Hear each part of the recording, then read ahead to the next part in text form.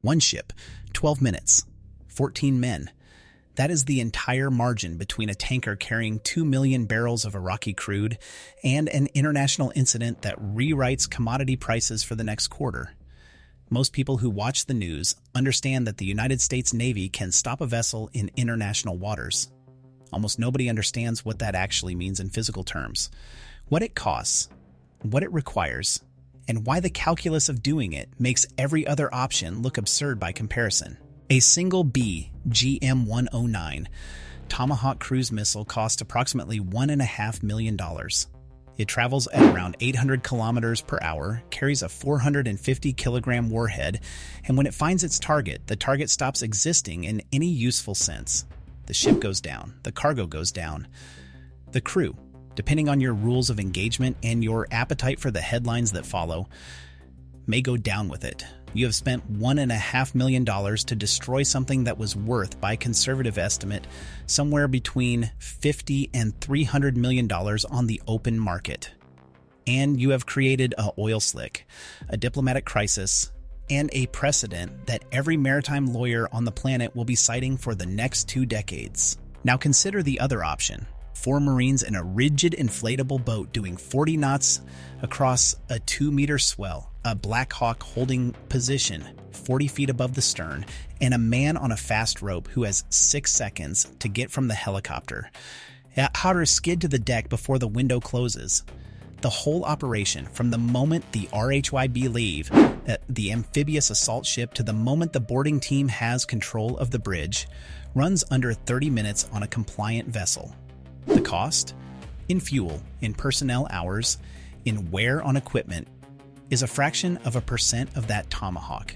The cargo is intact. The crew is alive. The ship is now yours to inspect, redirect, or release, depending on what you find in the hold. This is the paradox that the defense budget almost never explains out loud. The most powerful navy in human history, the force that operates 11 carrier strike groups and projects power across every ocean simultaneously, relies at the decisive moment on a 14-man team, 2 boats, and a rope. Not because it cannot afford the missile, because the missile is the wrong answer to the question being asked. The question is never really, how do we destroy this ship? The question is always, how do we control what this ship is carrying, where it is going, and what message its detention sends to everyone watching. Somewhere in the Arabian Gulf right now, there is a very large vessel moving at 15 knots through water that belongs legally to everyone and therefore to whoever can enforce the claim. The people on the bridge know they are being watched. They know the response time. They have done the math. And the math says that the United States can put armed men on their deck faster than most countries can scramble a Coast Guard helicopter, not because of the missile, but because of the rope, the boat, and the 12 minutes. The Tomahawk ends conversations. V.B.S.S. starts them on American terms. The phrase appears in every wire service dispatch, and almost nobody stops to ask what it means. A vessel was detained in the Strait of Hormuz. Full stop. Next story. The journalism moves on because the journalism assumes you already understand the mechanism, or that the mechanism does not matter. Both assumptions are wrong, and the gap between the headline and the reality is where this channel lives. When a 200,000-ton tanker is detained, something very specific has happened in a very compressed window of time. A rigid inflatable boat came off the stern ramp of an amphibious warship at somewhere around 40 knots. A helicopter took a parallel vector and held position over the vessel's aft section. Men went down a rope in 6-second intervals, while other men at water level were already climbing. The captain of that tanker had approximately 4 minutes between first visual contact and armed personnel on his bridge. 4 minutes to decide whether the word compliant would appear in the after-action report or something significantly worse. None of that is in the dispatch. The dispatch has detained. This is not an accident. The compression is deliberate. Partly operational security, partly the simple fact that the full sequence does not fit the format. But it means that the public understanding of American maritime power is built almost entirely on the sanitized output, with no model of the input. V.B.S.S. Visit, Board, Search, and Seizure is one of the most frequently executed special operations tasks in the United States military. It has its own doctrine, its own dedicated units, its own failure modes. It has been running continuously since the early 90s, and it has almost no public vocabulary. That changes now. A VLCC class tanker sits 25 meters above the waterline at the bow. That is not a wall, it is a cliff. The hull is moving at 15 knots, which means the water at the waterline is not water anymore. It is a conveyor belt of pressure and foam that will take a rigid inflatable boat and everything in it and grind it against painted steel if the pilot miscalculates approach angle by more than a few degrees. The swell is 2 meters. The boat is doing 40 knots. The math of that intersection is not theoretical. It is the first thing a VBSS operator learns because it is the first thing that can kill him before the mission actually starts. The helicopter problem is different, but equally unforgiving. An MH-60 holding station over a moving vessel in moderate sea state is fighting a constant drift calculation. The ship's superstructure creates wind shadow and turbulence that the pilot cannot fully predict. The fast rope team has a window of roughly 6 to 8 seconds per man. Miss that window and the man is either back on the rope in a moving helicopter or on a deck that has shifted 3 meters laterally since he committed to the descent. There is no good outcome at the end of a missed window, only degrees of bad. Meanwhile, the ship keeps moving. The target does not pause for the geometry to resolve itself. All of this happens before a single door is opened, before anyone knows what is behind it, before the compliant or not decision tree even begins. The physical approach alone is an engineering problem that would ground most military units. The fact that it is considered the routine entry point, not the exceptional one, is what separates a maritime raid force from everything else on the water. The 31st Marine Expeditionary Unit is based out of Okinawa, which is not an accident of geography. From that single forward position, it can reach the Strait of Hormuz, the South China Sea, the Malacca Strait, and the Korean Peninsula within response windows that no continental-based force can match.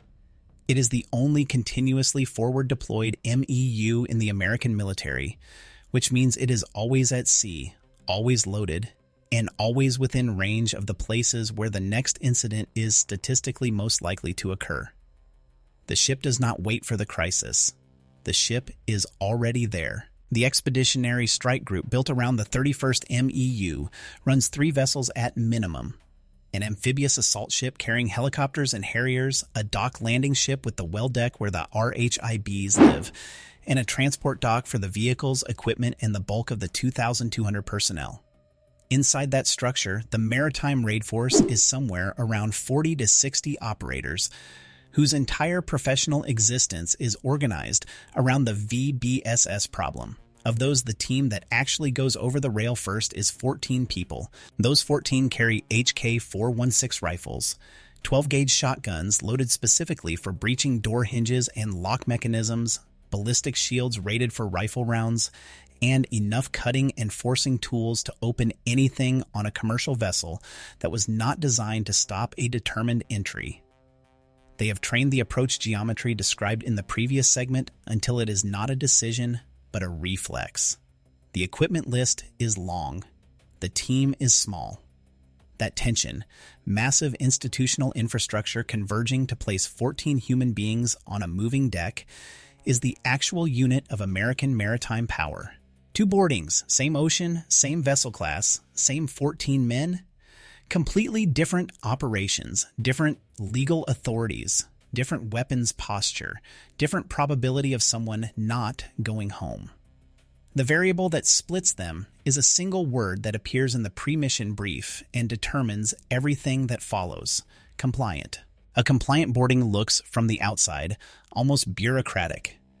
The captain receives communication, acknowledges, reduces speed, deploys the accommodation ladder. The RHIB comes alongside at a pace that does not require a pilot to fight physics. The team climbs, identifies itself, presents the legal basis for the inspection, and begins working through the manifest. 4 hours, sometimes 6. Documents are checked, holds are accessed, cargo is photographed. If nothing actionable is found, the ship continues on its route. The whole sequence has the texture of a customs inspection that happens to involve rifles. Non-compliant is a different physics entirely. No ladder, no reduced speed, no acknowledgement on the radio. The bridge goes silent or actively maneuvers to complicate approach. Every door the team reaches on the other side of the rail is potentially locked, barricaded, or defended. The shotguns that were slung in the compliant scenario are now the first tool deployed. The decision timeline compresses from hours to seconds, and every second of compression increases the number of outcomes that cannot be walked back. What the Pentagon press release never specifies is that the decision between these two modes is not always made before the team leaves the ship. Sometimes it is made on the hull, in real time, based on what the first man over the rail sees in the first 30 seconds. The Doctrine has a name for both scenarios. It has no name for the moment between them. The bridge of a commercial vessel has one fundamental vulnerability that no naval architect has ever been able to engineer away. It cannot watch two directions simultaneously. The officers on the bridge have forward visibility and lateral visibility, and with effort, some aft visibility through cameras or wing stations. What they cannot do is maintain effective observation of the stern waterline and the helicopter approach vector at the same time. This is not a design flaw, it is a geometric fact. And V.B.S.S. doctrine is built entirely around exploiting it. The RHIB approaches from the stern quarter, the precise angular sector where the bridge sightlines are weakest, and the prop wash creates enough acoustic interference to mask engine noise until contact is seconds away. Simultaneously, the MH-60 takes a vector over the bow or the helipad, wherever the superstructure offers a fast rope landing zone, and holds position in the one place the bridge crew is least able to engage with, while also tracking the waterline. 2 vectors, 2 timelines running in parallel, one team that cannot split its attention to cover both. The sniper changes the calculation further. A designated marksman in the helicopter door with a rifle on the bridge windows does not need to fire a single round to be effective. His presence means that any crew member who moves toward a radio, a weapon, or a door handle on the bridge level is already in a decision that has consequences. The shot that is never taken controls the space as completely as the shot that is. By the time the first boots hit the deck from either direction, the bridge is already isolated. Not breached, isolated. The geometry did that before the men arrived. October 1985. 4 men with grenades and assault rifles take control of an Italian cruise liner in the Mediterranean and hold 450 passengers for 2 days.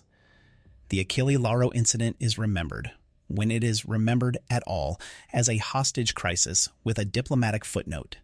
The interception of the Egyptian airliner at Gonella, the confrontation between American Delta Force operators and Italian Carabinieri on a Sicilian runway, the passenger in the wheelchair who was shot and thrown overboard.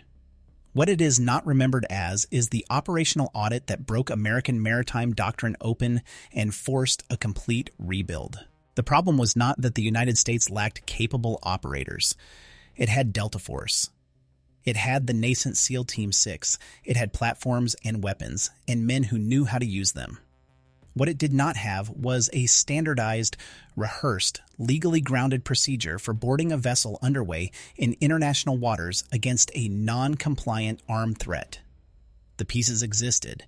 The assembly instructions did not. When Achille Lauro happened, the response was improvised under pressure, and improvisation at that level of complexity produces the kind of outcome that generates classified after-action reports nobody reads until the next failure. The decade that followed, accelerated by the piracy surge off Somalia in the 2000s, produced V.B.S.S as doctrine rather than improvisation.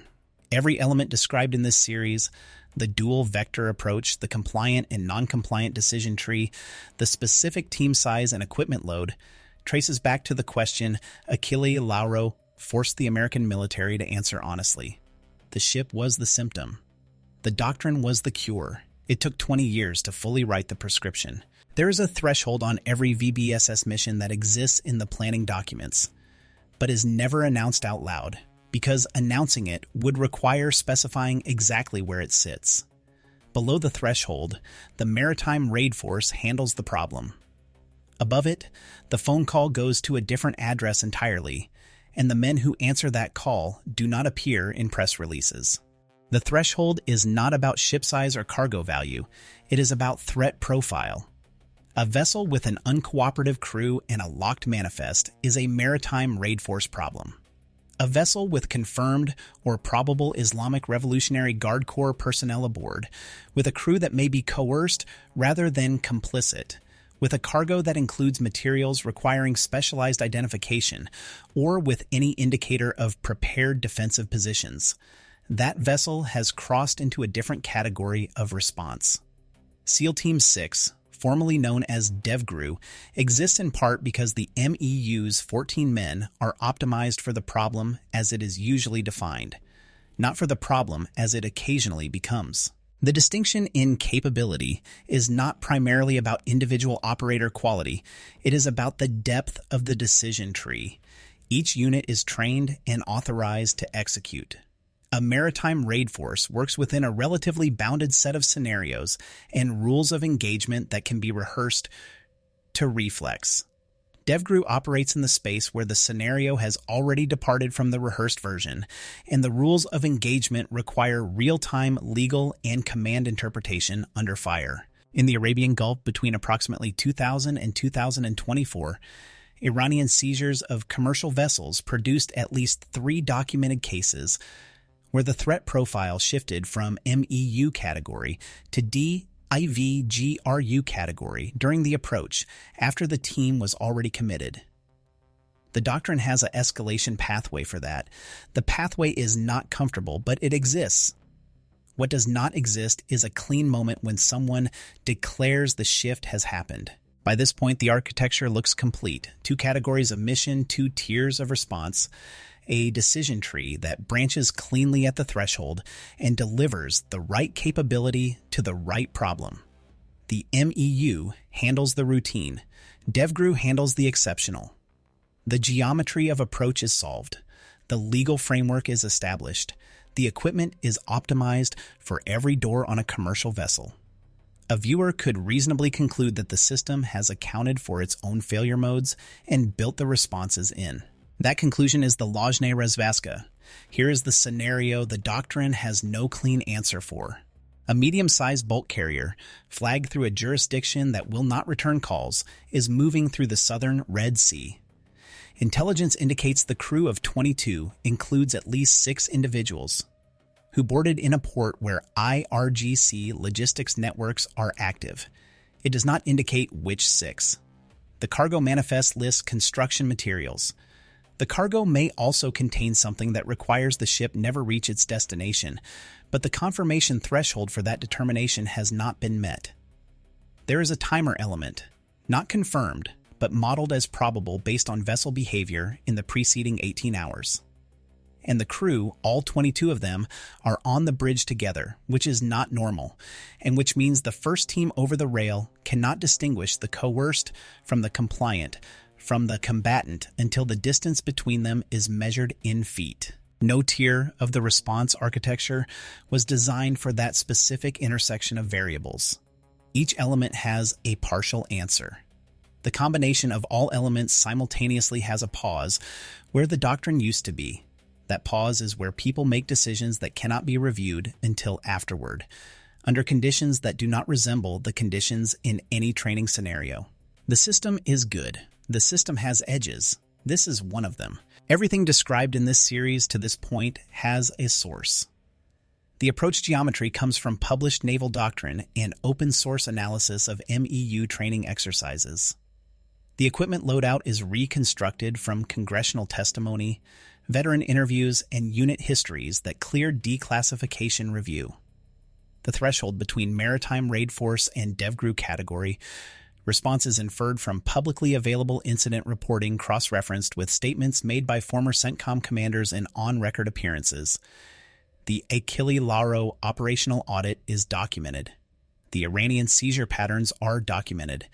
The dual-vector approach is described in general terms in materials the Navy has chosen not to classify because the deterrent value of adversaries knowing the capability outweighs the operational security cost of concealing it. What is not sourced, because it cannot be, is the interior of a non-compliant boarding in the last 10 years. The specific sequence of actions after the first locked door. The exact rules of engagement language that governs the use of force against a crew member whose status is ambiguous. The communication protocol between the team on the hull and the commander on the assault ship during a scenario that has departed from the rehearsed version. That material is classified, and it should be. The channel does not speculate where speculation would require dressing inference in the language of fact. This is a short section because intellectual honesty is not a long argument. It is a single commitment, made once and held consistently. When the confirmed data ends, this channel says so. That boundary is not a weakness in the analysis. It is the thing that makes the analysis worth trusting when the confirmed data is present. Every source used in this series is listed. Every reconstruction is labeled as such. The line between the two does not move. Return to the first image. A man on a rope, 6 seconds, a deck moving under him at 15 knots. The framing in the opening was economic. This costs less than a missile. The cargo survives. The math favors the boarding. That framing was accurate, and it was also incomplete because it described the instrument without describing what the instrument is actually measuring. V.B.S.S. is not a law enforcement tool that happens to be executed by military personnel. It is not primarily about the specific vessel, the specific cargo, or the specific crew. Those things matter operationally, and they matter to the people involved, but they are not the object of the capability. The object is the shipping lane itself. The ability to place armed men on any vessel in international waters within 30 minutes is not a search warrant. It is a statement about who administers the ocean. 80% of global trade volume moves by sea. The Strait of Hormuz passes 20% of the world's oil. The Strait of Malacca carries 40% of global commerce. The Bab el-Mandeb is the only passage between the Indian Ocean and the Mediterranean that does not require circumnavigating a continent. These are not geographic curiosities. They are the circulatory system of the global economy. And the question of who can interrupt them, inspect them, and redirect them is the same question as who holds the actual lever of economic power on the planet. A Tomahawk closes a lane. V.B.S.S. keeps it open on American terms. The tanker in every example throughout this series was never really the point. The tanker was the argument. The lane was the answer. 14 men on a rope are the most cost-effective demonstration of systemic control ever devised, and the fact that almost nobody knows the acronym is precisely what makes the demonstration continuous. The surface is controlled. That is the conclusion this series has built across 11 parts, and it holds. The American military can reach any vessel on any major shipping lane within a response window that makes resistance a calculation nobody wins. The geometry is solved, the doctrine is written, the threshold escalation exists, and the 14 men at the end of the institutional pyramid have trained the approach until the physics is reflex. Above the waterline, the system is as close to complete as a human system gets. The waterline is not the bottom. Beneath the lanes that V.B.S.S. patrols runs a different infrastructure entirely. Fiber optic cables carrying 95% of all intercontinental data traffic, including financial transactions, military communications, and the kind of signals that do not appear on any commercial manifest. The cables do not move. They do not have bridges or crews or accommodation ladders. They cannot be boarded, inspected, or redirected. They can only be listened to, or cut, or quietly compromised at the points where they surface and become, for a few hundred meters, something other than 2 kilometers of water away from any intervention. The USS Jimmy Carter is a Virginia-class submarine modified with an additional hull section whose declared purpose is flexible payload capacity and whose actual operational history is not discussed in congressional testimony. Operation Ivy Bells tapped a Soviet military communication cable in the Sea of Okhotsk in the 1970s, using divers working at depth in darkness on a live line. That was 50 years ago with 50-year-old technology. V.B.S.S. controls what moves on the ocean. Something else entirely controls what moves through it. That something has its own doctrine, its own platforms, its own 14 men equivalent working in the one environment where no accommodation ladder exists and no press release ever follows. The surface was the beginning of the answer, not the whole of it.